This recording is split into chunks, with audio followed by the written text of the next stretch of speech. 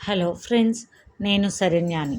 ఇవాళ మంచు తాకిన పూలు 58వ భాగం చదువుకుందాము. రాసిన వారు మీనా ముక్తేశ్వర్ గారు.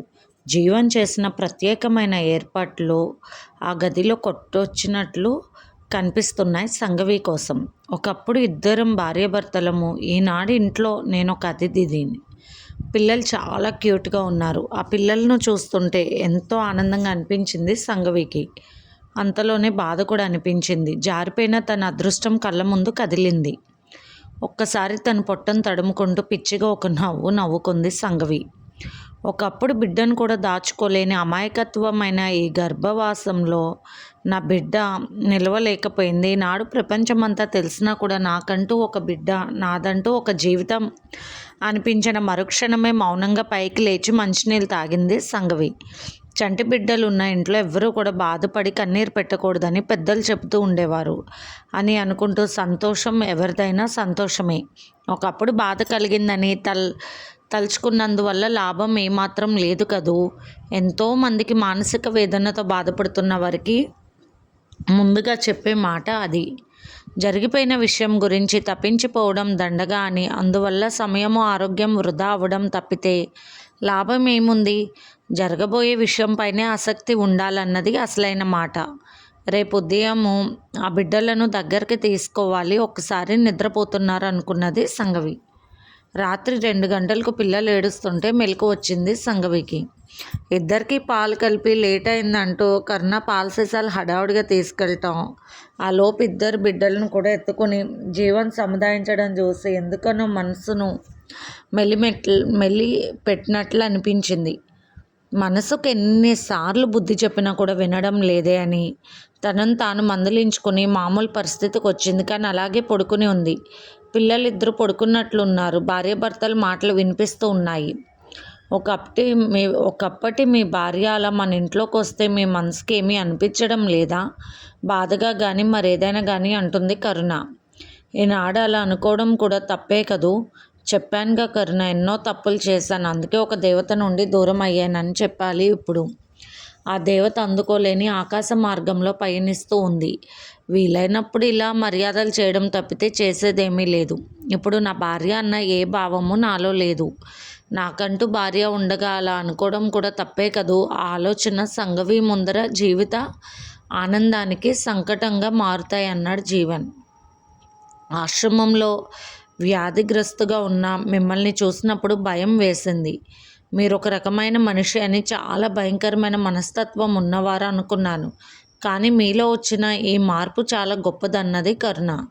లేదు కరుణ, ఆశ్రమంలో నన్ను చేర్చిన రవిశంకర్ గారికి ముందుగా నేను ధన్యవాదాలు చెప్పుకోవాలి. ఆ తర్వాత అక్కడ సేవ చేసిన మీ అందరికీ కూడా కృతజ్ఞతలు తెలుపుకోవాలి. ఇంకా స్వామినారాయణ గారి మాటలు జీవిత సత్యాన్ని కళ్ళ ముందు ఉంచాయి. నాలో ఉన్న అజ్ఞానాన్ని కనపడని దూరానికి నెట్టేసాయి. జ్ఞానం కలిగిన మనిషికి చుట్టూ ఉన్న విషయాలన్నీ శాంతిగా అనిపిస్తాయి. అందరి సుఖం కోరుతూ తను కూడా సుఖంగా సంతోషంగా ఉండాలి అనిపిస్తుంది. అంతే, ఏది కూడా నాది సొంతం చేసుకోవాలి అన్న భావాలు కలగవు. అది నేను ఇప్పుడిప్పుడే తెలుసుకుంటున్నా. నా దారిలో నడుస్తున్నానంటున్న జీవన్ మాటలకు సంఘవి గర్వపడింది. ఇంత చక్కటి మాటలు మాట్లాడుతున్నారు జీవన్. మహాసముద్రంలో నీరు ఎంత ఉన్నా కూడా దాహం తీర్చేది కాదు అన్నట్లు గత కొంతకాలంలో అతనితో ఉన్న అనుభవం అలా ఉంది. అలాగే గంగా తీర్థం పవిత్రమని అనుకుంటే దాహం తీరుతుంది. ఆ పక్కనే ఉన్న బావి నీరే మన దాహాన్ని తీరుస్తుంది. ప్రతి ఒక్కరూ కూడా అదే అర్థం చేసుకోవాలి. తన జీవితానికి ఇప్పుడు ఏ మార్గం ఉందో ఆ మార్గం వైపు నడవాలి. ఆ మార్గంలోనే దొరుకుతుంది ఒక సెలయర్ అనుకున్న సంఘవి కాసేపటికి నిద్రలోకి జారిపోయింది. ఉదయాన్నే నిద్ర లేచిన సంఘవి తను రెడీ అవ్వాలి, వెంటనే హాస్పిటల్కి వెళ్ళాలన్న భావనతో బయటకు నడిచింది. హాల్లో తడి ఉండడం చూసుకోక కాలు జారి పడిపోయింది. మడమ బెనికింది. అక్కడే దివాన్ కాట్ దగ్గర పడుకుని ఉన్న జీవన శబ్దానికి వెంటనే లేచి సంఘవిని పైకి లేపాడు. దివాన్ కాటుపై పడుకోపెట్టాడు. అనుకుని ఆ సంఘటనకు, ఆ చేతుల స్పర్శకు సంఘవిలోని మునుపటి అనుభవాల స్పర్శలు అలా అలా కదిలాయి మనసులో. జీవన్ లోపలికి వెళ్ళి ఒక ఆయింట్మెంట్ తీసుకొచ్చాడు. నొప్పి ఎక్కడా అన్నాడు జీవన్. కాళ్ళు మడిమ బాగా నొప్పి పుడుతుందన్నది బాధగా సంఘవి. ఆయింట్మెంట్ తీసుకుని ఆమె పాదానికి సున్నితంగా రాస్తూ మర్దన చేస్తూ ఉన్నాడు. కాలివేలు చిన్నగా లాగాడు. అమ్మా అన్నది సంగవి. పిల్లలున్న ఇల్లు కదా సంగవి, పొరపాటున నీళ్ళు పడి ఉంటాయి. చాలా పొరపాటయిందన్నాడు బాధగా జీవన్. ఎంత మార్పు వచ్చింది మీలో. ఒకప్పుడు జీవన్ ఆత్రంతో తనను మంచం మీదకు నెట్టేసరికి నడుం పట్టేసేది సంగవికి. పట్టించుకోకుండా ఆయన ఆనందాన్ని ఆయన చూసుకున్నాడు. ఆ తర్వాత నొప్పి భరించలేక దుప్పటి కప్పుకొని మరీ ఏడ్చింది ఆ రోజు సంగవి. ఈనాటి సంగవి సున్నితమైన అతని చేతి స్పర్శకు ఏదైతే తను ఆలోచించుకోకూడదు అనుకుంటుందో అదే ఆలోచన కలిగించేలాగా అనిపించింది. ఆ స్పర్శ ఆనందం నొప్పిగా ఉన్నా కూడా అదొక తెలియని భావం కలిగింది సంగవిలో. అంతలోనే సర్దుకుంది సంగవి. ఎందుకు ఇంత ఇలా ఆలోచిస్తున్నాను? ఆయన భార్య బిడ్డలతో ఉన్నారు, తప్పు కదూ. ఈనాడు నేను ఆయనకు ఏమి కాననుకుంటున్న సంగవి జీవన్ వైపు అలాగే చూస్తుంది. ఒక క్షణం ఇద్దరి మనసులో గత స్మృతులు కదిలి కన్నీటితో మెరిశాయి. నేటి బంధువులు చేరిన ఇరువురి కళ్ళు మాట లేకుండా పలకరించుకున్నాయి. కొంచెం సేపటికి సంగవి పైకి లేచింది. నేను బయలుదేరుతాను, హాస్పిటల్లో వర్క్ ఉందన్నది సంగవి. పైకి లేస్తున్న సంగవి పైట చెంగు దివాన్ కాటుకు కిందకు చిక్కుకుంది. అయ్యో, ఇలాంటి విషయాలు తప్పు కదూ. ఇంకెప్పుడు ఇంటికి నేను రాకూడదు అనుకున్నది సంగవి. ఆ చెంగు జీవన్ పట్టుకున్నాడేమో అనుకున్నది ఆమె ఒక్క క్షణం. దివాన్ కాటుకు చుట్టుకుంది దారం అంటున్న ఆధారాన్ని తప్పించాడు జీవన్. మీ జీవితంలో నుండి తప్పించారు, దారం నుండి కూడా. చాలా త్వరగా చిక్కు లేకుండా తప్పించారనుకున్నది సంగవి. లోపలికి వెళ్ళిన సంగవి వెంటనే ఫ్రెష్ అయింది. స్నానం చేసి రెడీ అవ్వండి సంగవి, బట్టలు తీసుకోండి కొత్తవి అంటున్న జీవన్ మాటలకు వద్దు అన్నది సంగవి. నీ కోసం పంజాబీ డ్రెస్ తీసుకున్నాను, తీసుకోండి అన్నాడు జీవన్. ఎందుకలా మర్యాదలు అనుకున్న సంగవికి ఏదో తెలియని బాధ, ఏదో తెలియని సంతోషం, అదేమీ అర్థం కాని అయోమయం. సంగవి ఇక కాసేపు కూడా అక్కడ ఉండకూడదు అనుకుంది. ఇంతలో కరుణ నిద్ర లేచి వచ్చింది బాబుని ఎత్తుకొని. అప్పుడే నిద్రలో లేచారా అంటూ సంగవిని పలకరించింది. బాబు ఎంతో ముద్దుగా ఉన్నాడు. సంగవి మీదకు తూకుతున్నాడు ఎత్తుకోమని. సంగవి బాబుని తీసుకుని ఎత్తుకుంది. ఎంతో ఆనందపడిపోయింది. వాడిని గుండెలకు హత్తుకుని ఏదో బాధ, నాలో జారిపోయిన ప్రాణం ఇదేనా అన్న భావన కలిగిన సంగవికి తెలియకుండానే ఉద్వేగంగా బాధ కలిగింది. నేను ఎత్తుకుంటే ఏదోలా ఉంది, మీరు ఎత్తుకుంటేనే కరెక్ట్గా ఉంటుంది అంటున్న కరుణ వైపు చూసి ఎందుకలా అన్నారు అన్నది సంగవి. ఏమీ లేదు సంగవి, తను రంగు తక్కువ కదా అని అలా అంటూ ఉంటుందిలే అన్నాడు జీవన్ నవ్వుతూ. రంగుదేముంది, ఇటువంటి రత్నాలు లాంటి పిల్లలను కనాలంటే ఆ తల్లి అదృష్టం ఉండాలి. అటువంటి భాగ్యం మీకు కలిగింది. ఎప్పుడూ అలా ఆలోచించకండి అన్నది సంగవి కరుణ వైపు చూస్తూ. ఇంతలో పాపాయి ఏడుస్తుంటే జీవన్ ఎత్తుకొని తీసుకొచ్చాడు. బాబుని కరుణకు అందించి పాపని చేతుల్లోకి తీసుకుంది సంగవి. పాపాయి నవ్వుతూ ఉంది. ఎంతో ముద్దుగా ఉన్నారు, నా దిష్టి తగిలేలా ఉంది, దిష్టి తీసేయండి కరుణ గారు అని చెప్పింది సంగవి. అందరూ అలాగే అంటారు, పిల్లలు ఎంతో అందంగా ఉన్నారు, వాళ్ళ నాన్నలాగే అంటారు అంటూ నవ్వింది కరుణ. సంగవికి హాస్పిటల్ విషయం గుర్తుకొచ్చి పాపాయిని ఇవ్వబోతుంటే వెళ్ళను అంటూ సంగవిని హత్తుకుపోయింది. వెళ్ళమ్మ అంటున్న సంగవి మాటకు నవ్వుతూ సంగవి వైపు చూస్తూ ఉంది పాపాయి. జీవన్ పాపను తీసుకున్నాడు. జీవన్ చేతుల్లోకి వెళ్ళిన పాపాయి సంగవి మీదకు దూకబోయింది. ఆ విషయం సంగవి మనసును బాధ పెడుతుంది అనుకున్న జీవన్ బట్టలు మార్చాలి కరుణ పాపాయికి అని చెప్పడంతో అక్కడ పడుకోపెట్టండి అని చెప్పింది. పంజాబీ డ్రెస్ నాకు మీకు ఇంకా 2 డ్రెస్సులు తెచ్చారు, మైసూర్లో చాలా బాగుంటాయి ఈ డ్రెస్సులు అని చెప్పి వెళ్ళండి స్నానం చేసి రండి అంటూ ఇచ్చింది సంగవిక బట్టలు కరుణ. సంగవి ఫాస్ట్గా రెడీ అయిపోయింది. అక్కడ ఉంటే ఏదోలా అనిపిస్తుంది, ఉండకూడదన్న భావన కలగడమే సంగవి క్షణాల్లో రెడీ అయిపోయింది. డ్రైవర్కి ఫోన్ చేసింది. పిల్లల దగ్గరకు వస్తాను అనుకోలేదు, అందుకే ఏమీ తీసుకురాలేకపోయాను, మరొకసారి తప్పకుండా వస్తానన్నది సంగవి. పిల్లల వైపు చూస్తూ నవ్వుతూ జీవన్ 2 డ్రెస్సులు సంగవికి ఇచ్చి ఒకటి అంశుకి ఇంకొకటి సహనాకి ఇవ్వండి సంగవి అన్నాడు. అలాగే తప్పకుండా అంటూ ఉంటే కార్ డిక్కీలో ఏవేవో పెట్టించాడు పార్సల్స్ డ్రైవర్తో జీవన్. సంగవి సరస్వతి గారి రూమ్ దగ్గరికి వెళ్ళి చూస్తే ఆమె నిద్రలో ఉన్నారు. డిస్టర్బ్ చేయకుండా చూసి వెన్ను తిరిగింది సంగవి. కారు ఎక్కి అటువైపు చూసింది. కరుణ లోపల పిల్లల దగ్గరికి వెళ్ళింది. జీవన్ అలాగే చూస్తూ ఉన్నారు. ఆయన కళ్ళల్లో కనపడని ఏదో భావం కనిపిస్తూ ఉంది. వెంటనే సంగవి కళ్ళల్లో తెలియని కన్నీరు ఉబ్బికింది. ఇంతలో హాస్పిటల్ నుండి ఫోన్ రావడంతో త్వరగా వెళ్ళాలి, అర్జెంట్ కేసు వచ్చిందంట అని చెప్పింది సంగవి. ఓకే మేడం అన్నాడు డ్రైవర్. కారులో కూర్చున్న సంగవి చిన్నగా కళ్ళు తుడుచుకుంది. ఎందుకు జీవన్ పెళ్లి చేసుకున్నారు? ఆయనకు పిల్లలు ఉన్నారు. నా మనసు ఎందుకు ఇలా నా పద్ధతికి ఎదురు తిరుగుతుంది? ఇంకెప్పుడు ఇలా ఒక్కదాన్నే జీవన్ ఇంటికి రాకూడదు అనుకుంది సంగవి. రూపం ఎలా ఉన్నా కానీ కరుణగారి మనసు చాలా మంచిది. ఈర్ష్య, అసూయ, ద్వేషాలన్నవి ఆమెలో ఉన్నట్లే కనిపించలేదు. అవును, ఆశ్రమవాసి కదూ. అన్నీ తెలిసిన ఆమె అందుకే జీవన్ విషయాలను తెలుసుకుని మరీ పెళ్లి చేసుకున్నారు. తన వల్ల ఎవ్వరికి ఇబ్బంది కలగకూడదు, ఇంకెప్పుడు ఇలా వచ్చి డిస్టర్బ్ చేయకూడదు, నా మనసును డిస్టర్బ్ చేసుకోకూడదు అనుకున్న సంగవి తల్ల వెనక్కు వాల్చి అలాగే పడుకుంది. రోజులు గడుస్తూ ఉన్నాయి. సంగవి ఒక డాక్టర్గా సంఘంలో మంచి పేరు ప్రతిష్టలు సంపాదించుకుంది. ఇప్పుడు గొప్ప గొప్ప వారి ఫంక్షన్లకు ఆమెకు ఇన్విటేషన్స్ వెళ్తున్నాయి. నగరంలో ఉన్న ప్రముఖ డాక్టర్లు కొందరు ప్రముఖులు ఆమెను ముఖ్యమైన వ్యక్తిగా ప్రస్తావిస్తూ గౌరవిస్తూ అభినందనలను తెలియజేస్తూ ఉన్నారు. వారి ప్రత్యేకమైన గొప్ప గొప్ప ఫంక్షన్లు కూడా ఆహ్వానిస్తున్నారు. మానసాదేవి గారి హాస్పిటల్లో సంగవి పేషెంట్లను చూస్తూ ఉంది. మరొక పేషెంట్ని పంపించండి అని చెప్పడంతో జేమ్స్ వాళ్ళ అమ్మగారితో వచ్చాడు లోపలికి. చెప్పండి జేమ్స్, బాగున్నారా? అన్ని విషయాలు బాగానే ఉన్నాయి అని సహనా వల్ల తెలుస్తూనే ఉన్నాయి అంటూ నవ్వింది సంగవి. ఆరోగ్యం పూర్తిగా బాగుంది, కానీ మళ్ళీ నాకు ఏదైనా ఆరోగ్యంలో తేడా వచ్చే సమస్య ఉంటుందంటారా డాక్టర్ గారు? నా మానసిక స్థితిలో ఏ మార్పులు రావు కదా అని సందేహంగా అడిగాడు జేమ్స్. ఒక్కసారి మిమ్మల్ని పరీక్షిస్తాను. నాకైతే మీలో ఏం మార్పులు రావని నమ్మకం గట్టిగా ఉంది అంటూ చెప్పింది సంగవి. రూమ్ డోర్ అద్దంలో నుండి బయటకు చూస్తే సహన పాపనెత్తుకుని నిలబడి ఉండడం గమనించింది. ఆ అమ్మాయి ముఖంలో ఏదో ఒక ఆతృత, ఏదో ఒక సందిగ్ధ, మరి ఏదో ఒక నిబ్బరం అన్నీ కనిపిస్తున్నాయి. బిడ్డ కోసమైనా తల్లి ఏదో ఒక రక్షణ ఏర్పాటు చేసుకోవాలనుకుంటుంది. అది తప్పుగా కొందరికి కనిపించినా జరగబోయే జీవితం ఒంటరితనంగా ఎవరూ జరపలేరు. పైగా ఒక బిడ్డతో అది సాధ్యం కాదు. అది అర్థమవుతున్న జీవితం తనది. ఒక రకంగా నవ్వుకున్న సంగవి జేమ్స్ని పరీక్ష చేయడానికి వేరే థియేటర్లోకి తీసుకువెళ్ళింది. వేరే డాక్టర్స్ని కూడా రమ్మని పిలిపించింది.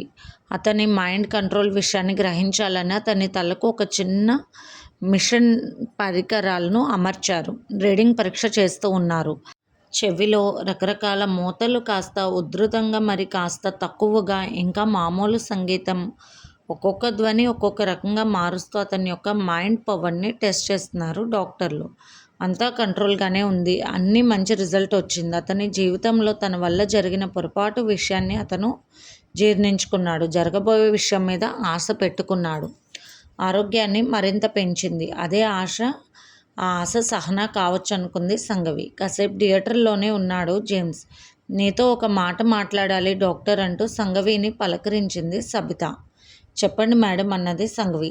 జేమ్స్ ఇప్పుడు వివాహం చేసుకోవచ్చు కదా? అతని వైవాహిక జీవితంలో ఎటువంటి ఇబ్బందులు ఉండవు కదా మేడం అని అడిగింది సబిత. లేదు, ఆ విషయాలను మేము పరీక్షించాము. ఏ రకమైన ఉద్వేగానైనా అతను కంట్రోల్ చేసుకోగలుగుతున్నాడు. మీరు అనుకునే విషయంలో ఆందోళన పడవలసిన అవసరమే లేదు. మనసులో ఎప్పుడైతే ఆశ అనే స్పందన మొదలవుతుందో అప్పుడే వారిలో ఉన్న మార్పు, మానసిక పరిస్థితి కుదురుగా ఉండడం మొదలవుతుంది. జరిగిన విషయం పట్ల వేదన భరింతగా ఉన్నప్పుడు, జీవితం పట్ల కూడా ఆశ లేనప్పుడు మనిషి ఒక రకమైన మెంటల్ కంట్రోల్ తప్పుతాడు. అలా జరిగిన విషయాలు చాలా ఉంటాయి, కానీ ఇక్కడ పరిస్థితి అదేమీ లేదు. జరిగిపోయిన విషయాన్ని అతను జీర్ణించుకున్నారు. ఇంకా జరగబోయే విషయానికి ఆశ ఉంది. అంటే అతనికి జీవితం మీద ఒక ఆశ ఏర్పడింది. ఆశ కోసం అతను చాలా ఎదురు చూస్తున్నాడు అన్నది సంగవి నవ్వుతూ. మీకు చెప్పకూడని విషయం ఏముంది? మీ దగ్గర ఉండే సహన అంటే వాడికి ఇష్టం ఏర్పడింది. ఒకప్పుడు మీపై కూడా ఇష్టం ఏర్పడింది. కానీ మీ జీవితం, మీ బాధ్యతలు, మీ యొక్క కర్తవ్యం వాటికి అడ్డు రాకూడదు అనుకుని సహనాన్ని చూస్తే జాలిపడ్డాడు. ఆమెకు తన తోడు అవసరమని భావించాడు. ఒక ఆడది, పైగా ఆడపిల్లతో ఈ సమాజంలో ఒంటరిగా బతకడం అనేది చాలా కష్టమైన విషయం అని జేమ్స్ ఆ కోణంలో ఆమెను తన భార్యగా స్వీకరించాలి అనుకుంటున్నాడు. ఆ విషయాన్ని సహనాకు చెప్పాలి. అది కూడా మీ ఇష్టాన్ని తెలుసుకోవాలన్నారు సబిత. వివాహం చేసుకునేవారు మీ అబ్బాయి సహనా అయినప్పుడు నా అంగీకారం ఏముంటుంది? ఒక డాక్టర్గా అతను అన్ని విషయాల్లో పర్ఫెక్ట్ అని చెప్పగలను. ఒక అమ్మాయి ఏమీ లేని అనాథ అన్నట్లు జాలిపడి మాత్రం సహనాన్ని వివాహం చేసుకోవాల్సిన అవసరం లేదు. నిజంగా ఆమెపై ప్రేమ ఉండి రేపు రాబోయే జీవితంలో సహనాన్ని ఎటువంటి పరీక్షలకు గురి చేయకుండా నిజమైన ప్రేమతో వివాహం చేసుకుంటే బాగుంటుంది. అంతవరకు నేను సలహా ఇవ్వగలను అన్నది సంఘవి. ఆ మాటకు మౌనంగా ఉన్నారు సబిత. మా ఇంట్లో మంచి వాళ్ళ పిల్లలు వరుసైన వారే ఉన్నారు జేమ్స్కి జోడీ అయిన వాళ్ళు. కానీ జేమ్స్కున్న కంప్లైంట్ వల్ల వాళ్ళ పిల్లని ఇవ్వడానికి వెనక్కి తగ్గారు. అందువల్ల జేమ్స్ కూడా ఒక రకంగా మానసికంగా తట్టుకోవాలంటే ఒక తోడు అవసరం అంటున్నా సబిత వైపు చూసి ఆశ్చర్యపోయింది సంఘవి.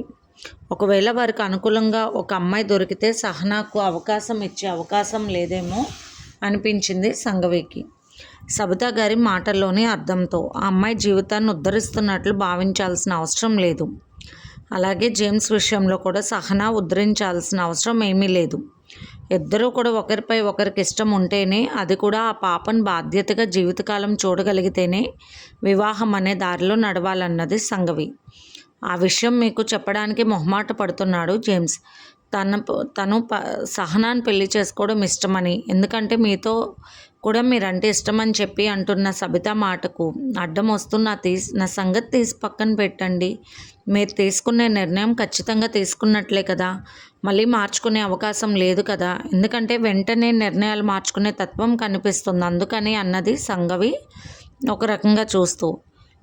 లేదు మీకు హస్బెండ్ ఉన్నారు, భర్తకు తప్పితే మరెవరికి నేను నా మనసును పంచలేనని మీరు నిష్కలంగా చెప్పారు అని చెప్పాడు నాతో నా కొడుకు. మా ఇద్దరికి దాపరికాలు ఉండవు. మీ మధ్యన జరిగిన సంభాషణ విన్న తర్వాతే, నేను చెప్పిన తర్వాతే సహనా విషయంలో జేమ్స్ యొక్క ఇష్టాన్ని గమనించిన నేను అతన్ని ప్రోత్సహించాను అన్నది సబిత. అయితే మంచి విషయమే, దానిలో తప్పేమీ లేదు. కానీ సహనాకు వెనుక మేమున్నామన్న విషయం మాత్రం గుర్తుపెట్టుకోవాలి. సమీర్ బిడ్డ విషయంలో ఏదైనా తేడా రావడం అనేది నా తమ్ముడు సతీష్ భరించలేడు. వాడు అన్ని విషయాల్లో నిష్కల్మషంగా ఉంటాడు. నిర్ణయాలు మార్చుకునే తత్వం ఉండదు వాడికి. ఉన్నది ఉన్నట్టుగా ఎవరైనా లెక్క చేయకుండా నిర్ణయాలు తీసుకుంటాడని చెప్పింది సంఘవి. అర్థమైంది. పాప విషయంలో పూర్తి శ్రద్ధ మాకు ఉంది. ఆ పాపను నా మనవరాలిగా ఎంతో ప్రాణంగా స్వీకరిస్తాను. నేను ఆ విషయంలో ఇబ్బంది లేదు, నా కొడుకు కూడా. అందుకే సహనాకు మా మీద నమ్మకం ఏర్పడింది అన్నది సబిత. బయట కూర్చుని ఉన్న సహనాను లోపలికి పిలిపించింది సంఘవి. సహనా, ఏమిటి మీ అభిప్రాయం? జేమ్స్ పట్ల నీకు పూర్తి నమ్మకం ఉన్నదా అంటూ ప్రశ్నించింది డైరెక్ట్గా సంఘవి. సహనాకేమీ అర్థం కాక అలాగే తల వంచుకుని ఉంది. నా జీవితం ఎటుపోతుందో అర్థం కావడం లేదు, అందుకని నాకంటూ ఒక తోడు నీడ కావాలనిపించింది. ముఖ్యంగా సబితా ఆంటీ గారి ప్రేమను నేను పూర్తిగా అంగీకరించాను. నా బిడ్డపై వారు చూపిస్తున్న ప్రేమకు చాలా సంతోషపడ్డాను. ఒంటరిగా దిక్కులేని దానిలాగే సమాజంలో ఎన్ని కష్టాలు ఎదుర్కోవాలో అవన్నీ కూడా నేను భరించాను. చిన్న వయసులోనే తల్లి లేని బిడ్డగా ఈ లోకంలో ఎదుర్కొనే సమస్యలన్నీ పడ్డాను. అటువంటి సమయంలోనే సమీర్ నాకు తోడయ్యారు. కానీ అంతలోనే నా జీవితం ఇలా అయ్యింది.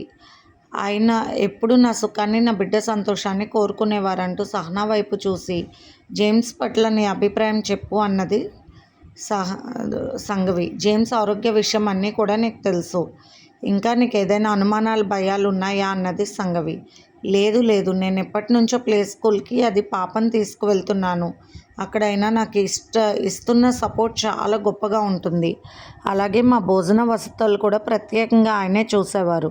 ఒక ఒంటరి స్త్రీకి మగవాడికి ఇవ్వాల్సిన సెక్యూరిటీ కూడా ఆయన ఇస్తున్నారు. ఏ సెక్యూరిటీ లేకుండా నేను బ్రతకడం కష్టం. అలా అని ఎవరికి భారం కాలేను. అందుకే అంటున్న సహనా మాటలు విన్న సంఘవి. నీకు ఇష్టం, నమ్మకం ఉన్నాయి కదా జేమ్స్ని పెళ్లి చేసుకోవడంలో అన్నది సంఘవి. ఉన్నాయి అన్నది సహనా. సంఘవి మరుసటి రోజు సతీష్తో ఆ విషయాలు మాట్లాడడం జరిగింది. అంశు, సంఘవి, సతీష్ అందరూ కూర్చుని మాట్లాడుకున్నారు. సతీష్ వెళ్ళి లాయర్ దగ్గర ఒక అగ్రిమెంట్ రాయించుకొచ్చాడు. దాని సారాంశం ఏమిటంటే, పెళ్లి చేసుకున్న సహనాకి ఎటువంటి ఇబ్బందులు కలిగించకుండా చూడాలని, ఆమె కూతుర్ని తన బిడ్డగా స్వీకరించినట్లు ఒప్పుకోవాలి జేమ్స్. జరగబోయే జీవితంలో వారిద్దరి విషయంలో ఏదైనా పొరపాట్లు జరిగితే అందుకు సమాధానం చెప్పుకోవాల్సిన పరిస్థితి కూడా ఆ రాతపూర్వకంగా ఉంది.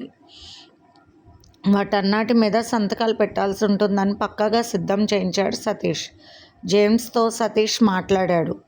అన్ని విషయాలు క్లారిటీగానే అనిపించాయి. తన లాయర్ నుండి తీసుకొచ్చిన అగ్రిమెంట్ మీద సంతకాలు చేయించాడు. అటు జేమ్స్తో, ఇటు సహనాతో. ఒకవేళ వారిద్దరు ఒకరి మీద ఒకరు ప్రేమతో పాపను అనాథం చేయకూడదన్న సారాంశం కూడా ఉంది. అందులో ఏ విషయంలోనూ సహనాను మోసం చేసే పరిస్థితి లేదు. అంత పక్కాగా రాయించాడు సతీష్. అందుకు కారణం లేకపోలేదు. జేమ్స్ ఇతర దేశాల్లో పెరిగిన వ్యక్తి. అతని భావాలు నిలకడగా ఉంటాయో లేదో తెలియదు. కొందరు ఇటువంటి వారిని పెళ్లి చేసుకున్నప్పుడు చాలా చాలా అభ్యుదయ భావాలు కలిగిన వ్యక్తుల్లాగా ప్రవర్తిస్తారు. ఆడ కానీ మగ కానీ ఎవరి విషయంలో అయినా సరే కొన్నాళ్ళు జరిగిన తర్వాత నరకం చూపిస్తారు. మొదటి భర్త గురించి ప్రస్తావిస్తూ ఆ బిడ్డని హింసిస్తూ ఉంటారు. అటువంటి ఇబ్బందులు ఏమీ పడకుండా, అలాంటి విషయాలు వారి జీవితంలో రాకుండా సతీష్ ముందుగానే జాగ్రత్తలు తీసుకున్నాడు. వారి సాంప్రదాయం ప్రకారం చర్చిలో పెళ్ళిళ్ళు ఏర్పాటు చేశారు. ఆ చర్చికి బయలుదేరుతున్నారు సతీష్ దంపతులు. సంగవి రెడీ అయిపోయింది. తాయారం గారికి తన కళ్ళ ముందు జరుగుతున్న పెళ్ళిళ్ళు చూసి తన బిడ్డ సంగవి మాత్రం ఇలా ఉండిపోవడం భావ్యమా అన్న బాధ ఆమెను చుట్టుకుని వదలడం లేదు. బెడ్రూమ్లో ఉన్న సతీష్ తలుపులు కొడితే తలుపులు తీశాడు. సతీష్ కళ్ళు ఎర్రగా అయిపోయాయి. సతీష్, ఎందుకు అలా ఉన్నావు అన్నది సంగవి తమ్ముడు ముఖం చూసి. మానసిక స్థితిని తెలుసుకోగలుగుతుంది సంగవి. సమీర్ వల్ల పెళ్ళి జరిగిన సంగతులు గుర్తుకొచ్చినట్లున్నాయి. వాడికి పాపం అనుకుని బాధపడింది. నిజమే, సమీర్కి సహనాతో పరిచయం 2 ఏళ్ల కాలం మాత్రమే. కానీ తమతో సమీర్కి చిన్నతనం నుంచి ఎంతో స్నేహం ఉంది. అంత త్వరగా ఎలా మర్చిపోతాం అనుకుంది సంగవి కళ్ళు తుడుచుకుంటూ. అందరూ బయలుదేరారు కారులో చర్చ్కి. ఇది ఫ్రెండ్స్ ఇవాల్టి ఎపిసోడ్. రేపు ఇంకొక ఎపిసోడ్తో మేము ముందుకు వస్తాను. మీకు కనుక స్టోరీ నచ్చితే ఛానల్ని లైక్ చేసుకొని షేర్ చేసి సబ్స్క్రైబ్ చేసుకోండి. ఉంటాను.